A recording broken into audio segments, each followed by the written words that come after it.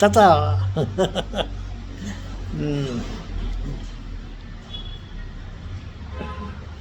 தாத்தா. நாங்கள் ஒரு பாட்டு பாட்டுமா? ஓ, பாடுங்க தாத்தா. கண்ணிலே நீர் எதற்கு தாத்தா? ம். ஓகே. என்ன பதில் சொல்லட்டும்?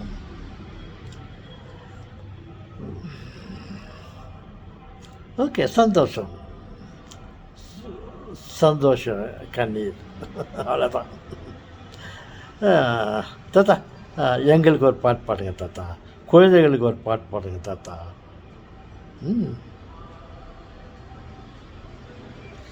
குழந்தையும் தெய்வமும் குணத்தால் ஒன்று, குற்றங்களை மறந்துவிடும் குணத்தால் ஒன்று.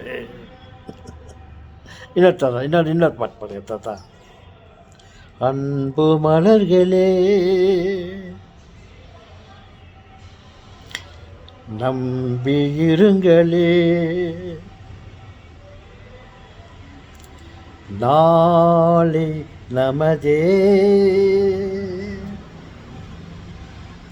இந்த நாளும் நமதே,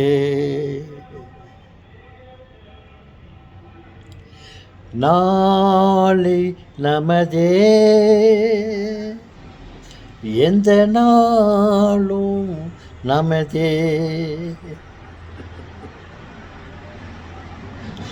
தாய் வழி வந்த தங்கங்கள் எல்லாம் ஓர் வழி நின்று நேர் வழி சென்றால் நாளை நமதே.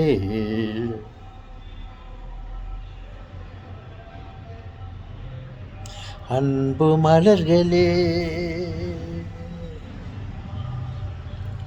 நம்பியிருங்களே,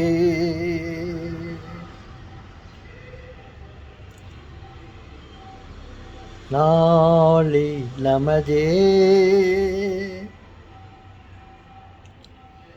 இந்த நாளும் நமதே. ஓகே. சுருக்கம் நான் முடித்து கொள்வது சுவையாக இருக்கும் என்று நினைக்கிறேன். பாருங்கள், ஏதாவது ஒரு உணவை நாம் சிறிதளவு சுவைத்து பார்த்தால் அது மிகவும் சுவையாக இருக்கும். நாம் அதோடு நிறுத்திக்கொள்ள வேண்டும். அதிகமாக சாப்பிட்டால் என்னடா இது சலிப்பு ஏற்பட்டுவிடும். அதனால்தான் டேஸ்ட் பண்ணுறதுக்கு கொஞ்சம் கொடுப்பாங்க. அந்த மாதிரி நானும் கூட சுருக்கமாக முடிச்சிடுறேன். தாத்தா என்ன அழகாக பாடுறாரான்ட்டு ஒரு நல்ல எண்ணத்தோடு நீங்கள் கேட்பீர்கள், அதை போட்டு போட்டு பார்ப்பீர்கள். நான் முழுமையாக பாடிக்கொண்டிருந்தால் எப்படா முடிப்பார் தாத்தா, தெரியாத கேட்டுட்டுமே, ஓ ஓ அன்பு தொல்லையாக போச்சடான்ட்டு நீங்கள் கவலைப்படுவீங்க. நான் சுருக்கமாக முடிச்சிட்டாக்கா, தாத்தா இன்னொரு கூட பாருங்க தாத்தான்னு கேட்கலான்ட்டு ஆசை வரும். நான் நோ எனக்கு ஐ பிஸி, நான் அப்புறமா பாடுறேன்னு சொல்லிட்டு நான் எஸ்கேப் ஆகிடுறேன். அதையே நான் இப்போதும் செய்கிறேன்.